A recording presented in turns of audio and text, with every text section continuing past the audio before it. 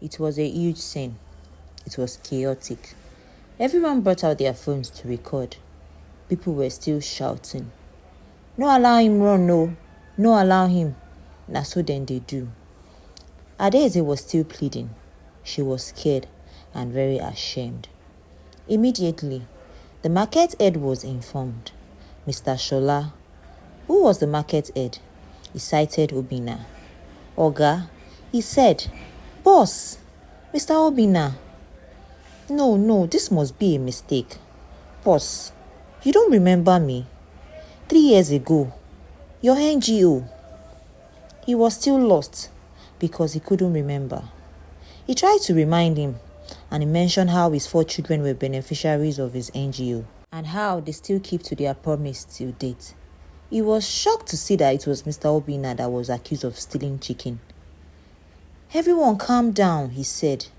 "There must be a mistake somewhere." He looked at the vendor. "Is this the man that stole your chicken?" "Yes," she said. He told the woman to calm down. He tried to pacify everyone and tried to convince them it was a mistake. And little by little, the crowd reduced and people went back to their shop begrudgingly. Adaeze thanked Mr. Shola for being their saving grace. Not a word came out from Obinna's mouth. He was too ashamed. That night, Adaeze packed all of her belongings and moved out in anger. She wept and screamed, and she packed all her belongings. "I tried to help you," she said, "but you refuse. Since you enjoy petty stealing, continue. I don't understand what your problem is. A whole billionaire. We could have bought the whole chicken in the market if we wanted it. I am tired. I can't do this anymore. You should seek help. In fact, you are lucky. You are lucky that you got saved by Mr. Shola." And she stormed out of the mansion without looking back.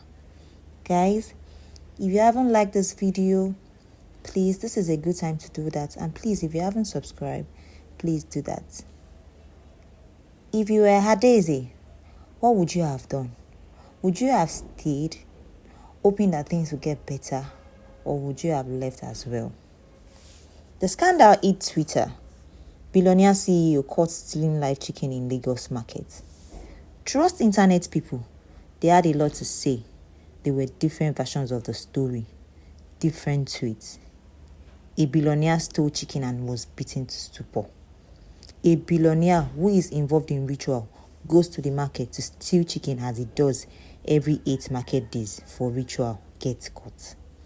A billionaire stole chicken but bribed his way out. A billionaire stole chicken but the vendor was blamed. I witnessed a billionaire steal a chicken in a market this afternoon, but if it were to be a poor man, he would have been arrested.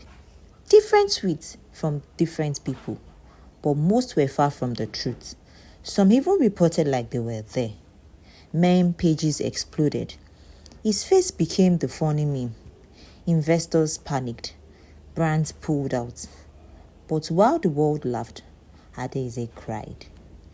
Days after, Obinna was battling with his emotions. His mansion felt empty. The only person absent was his wife, but it felt as though everyone moved out as well. Obinna finally broke down. He stayed in his room. Curtains pulled down. The room was dark. One could feel the negative energy in the air. Inina, their housekeeper, hasn't seen him for a while, so she decided to check on him. Immediately, Obinna sighted Inina. All he did was cry. Their relationship at that point felt more like sister and brother than boss to worker. He brought out his vulnerable side. He just needed someone to talk to, and he began to open up. He said, when he was 9, his father had been arrested for a crime he didn't commit. He was accused of stealing money from a village cooperative. He was paraded in shame. My father was beaten in front of me, he said, and he was jailed for years.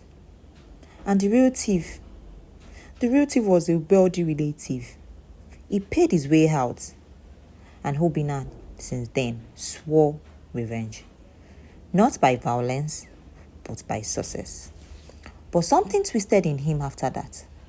As he gained wealth, the urge to steal began as a mockery of the system. He would say, if the rich can steal and walk free, so can I. Then it became something else. A haunting compulsion, a silent protest, a trauma unresolved. It became something he couldn't stop. He couldn't help himself out of it. It had already gotten out of hand. Inina listened to him and tried to console him. And the only thing she said was, you need to talk to a professional. You need the help. And I believe it will go a long way in helping. Obinna agreed. Obinna had to leave everything behind. He vanished from the public for months and he finally sought help. He was admitted in a facility. The clinic was tucked in the outskirts of Johannesburg, far from paparazzi, far from shame, far from Nigeria. It was a small village. There were no skyscrapers here, no flashing cameras, no praise, no funny memes, just silence and questions. He even had to change his name. He needed the privacy so much. And so Obinna checked in with the name David. For the first week, he barely spoke to anyone. He took long walks on gravel paths. He watched birds perch on old trees and listened to other patients share things too heavy for the world outside. At night, he would sit by his window, staring into the dark, wondering if Adaeze still thought of him, or if she had completely buried his memory under the rubble of disgrace. His therapist, Dr. Senzo Mbeki, was a lean, soft-spoken man with silver-rimmed glasses and the kind of calm that made silence feel safe. Tell me about the chicken, he said during one of their sessions. Obinna laughed and then he cried.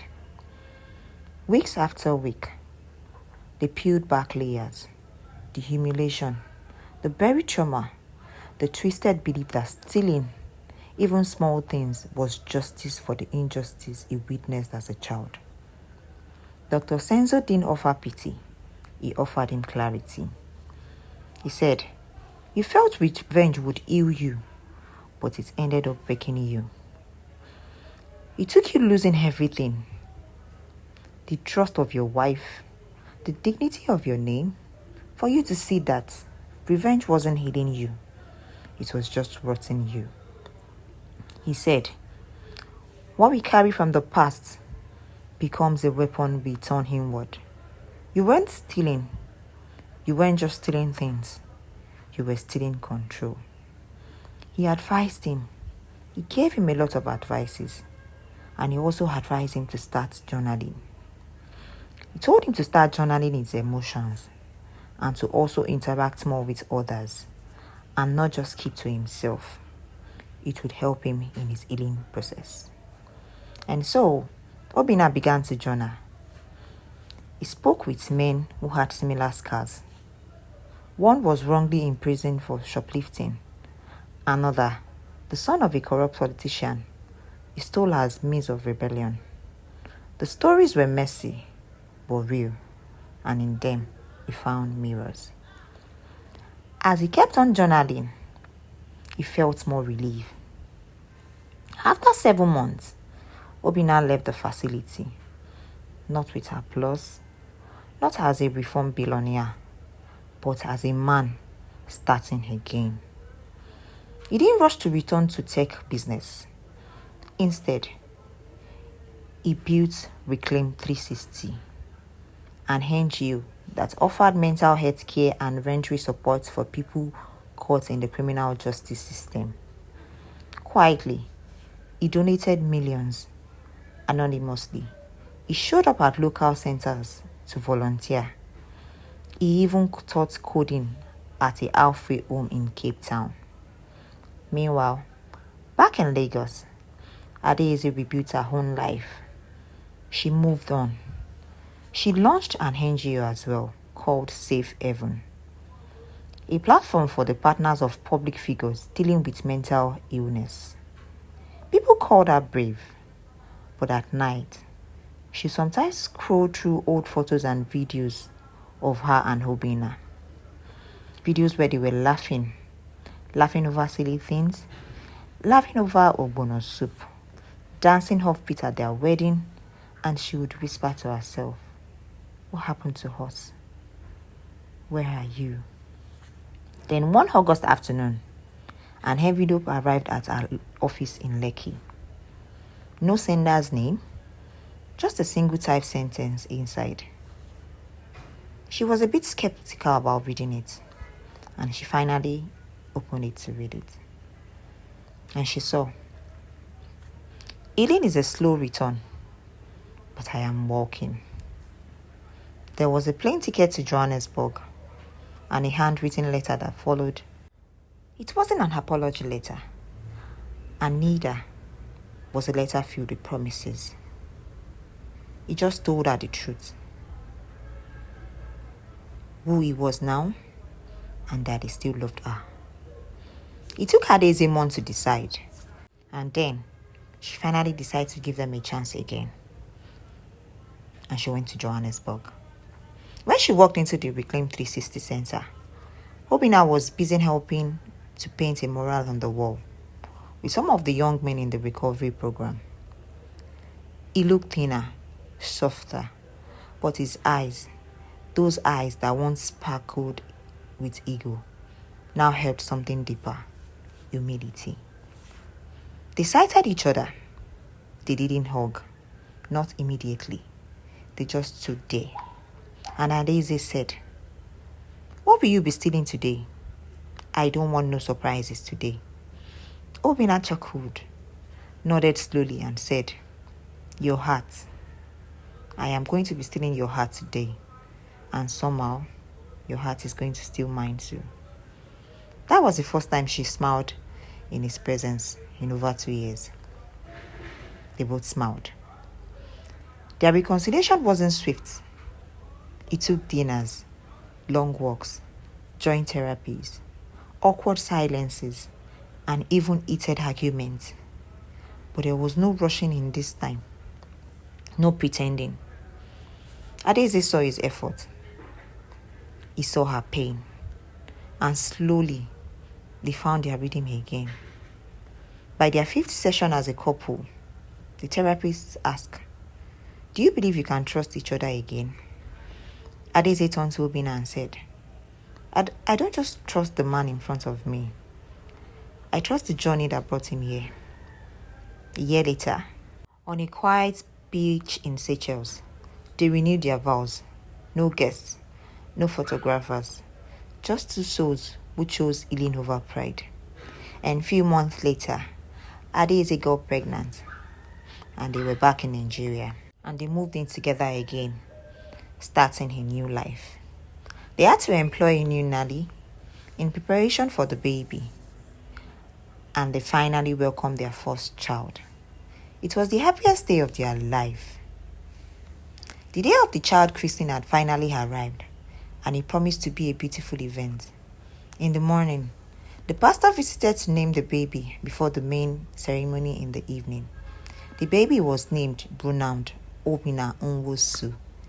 As the pastors were about to leave, the lead pastor realized he had misplaced his phone. Or maybe his phone was stolen.